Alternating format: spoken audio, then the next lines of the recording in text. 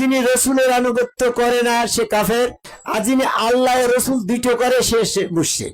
আপনি যখন লা ইলাহা ইল্লাল্লাহ মুহাম্মাদুর রাসূলুল্লাহ পড়ছেন, এটারে আর এক জায়গায় আনতে পারছেন, আপনার দিনের দৃষ্টিভঙ্গি দুই দিকে যাবেই যাবে। তা আমার ক্ষেত্রে যাই নাই।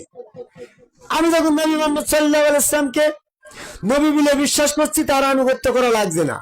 নবীর আনুগত্য করো কথা কোরআনে কোথাও বলে নাই, রসুলের আনুগত্য করতে বলা হয়েছে।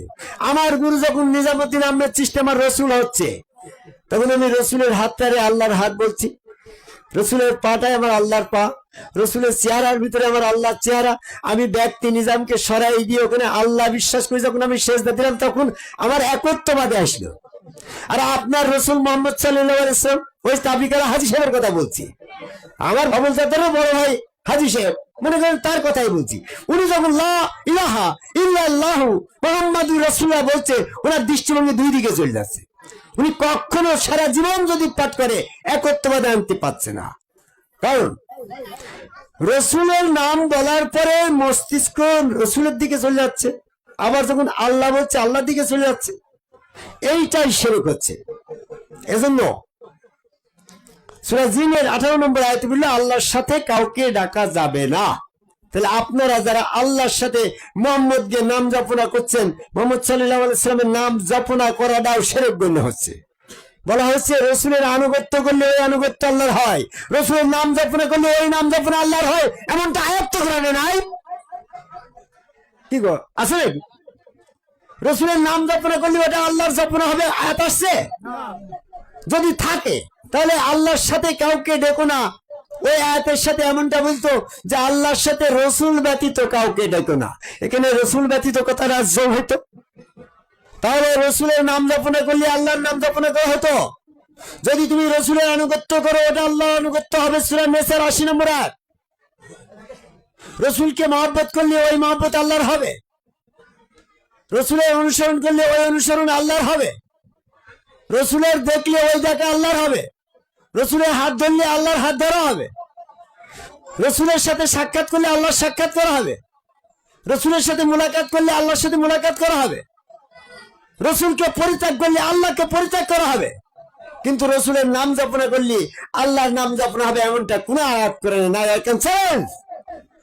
এখানে নাম জপনা করা কথাটা আসে নাই কেন? নাম জপনাই, এর ভিতরে নিয়তের কোনো নাই।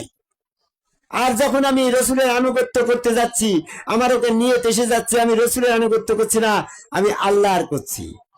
রসুলকে ডিলেট করার উপায় আছে ওখানে নিয়তের মাধ্যমে। তো আমি মন গড়া ভাবে নিয়ত করবো কেন? সূরা আল ফাতিহা 10 নম্বর আয়াতে আল্লাহ তো নিজেই বলে দিচ্ছে ইউবাউনাকা ইন্নামা বাউনাল্লাহ, যে তোমার কাছে বায়াত গ্রহণ করে সে তো আল্লাহর কাছেই করে। কোন কুনতুম তুহিব্বুনাল্লাহ ফাতাবিনি, যে আল্লাহকে ভালোবাসতে চাইলে রসুলের অনুসরণ, কিন্তু আয়াত আসছে। যখন তুমি রসুলের আনুগত্য করবে ওটা আল্লাহর হয়, আয়াত আসছে। কিন্তু রসুলের নাম জপনা করলে আল্লাহর নাম জপনা হয়, এমনটা আয়াত না থাকে আমি লা ইলাহা ইল্লাল্লাহু মুহাম্মাদুর রাসূলুল্লাহ বলতে পারি না। আমাকে স্বয়ং ওই রসুলের হাতে হাত দিয়ে বায়াতের সময় বলতে হবে এটা আমার আল্লাহ। এরা হচ্ছে একত্ববাদ। এখনো যারা এই উপস্থিত রসুলের হাতে বায়াত গ্রহণের সময় রসুলকে ডিলেট করে ওই হাত আল্লাহর, পা আল্লাহর, চেহারা আল্লাহর, ওর ভিতরে স্বয়ং আল্লাহ সক্রিয়, সূরা আনফালের 17 নম্বর আয়াত। এই দৃষ্টিভঙ্গি নিয়ে রসুলকে কেবলা করে আল্লাহকে সেজদা না করবেন ততক্ষণ পর্যন্ত আপনার সমস্ত নাম জপনা ইবাদত বন্দেগী শিরক হয়ে যাবে। আর শিরক করলে আপনার কর্মফল নষ্ট হবে। সূরা জুমার 65 নম্বর আয়াত। শিরক সবচেয়ে বড় জুলুম। সূরা লুকমানের 13 নম্বর আয়াত। আল্লাহ বলছে তোমাদের ঈমানকে জুলুম দ্বারা কলুষিত করেই না। সূরা আনামের 82 নম্বর আয়াত। আর শিরক এমন একটা অপরাধ যার কোনো ক্ষমা নেই। আজকে যাদের দৃষ্টিভঙ্গি দুই দিকে আল্লাহ এবং রসুলের দিকে, তারা সব শিরকে আছে। একমাত্র চিশতিয়া কাদরিয়ার গুরুবাদী ধারায় রসুলের হাতটা আল্লাহর হাত মিলে সেজদা করে একত্ববাদে এসেছে। এরাই হচ্ছে মুমিন, এরাই হচ্ছে শিরক মুক্ত।